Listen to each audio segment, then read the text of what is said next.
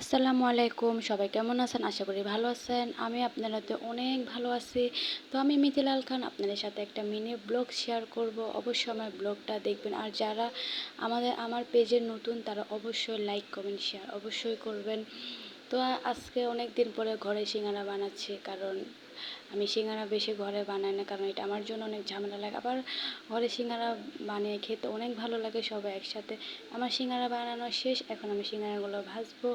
তো অলরেডি সিঙ্গারাগুলো ভেজে ফেললাম। তো আমার সিঙ্গারাগুলো ভাজা শেষ, এখন আমরা গরম গরম সিঙ্গারা খাবো।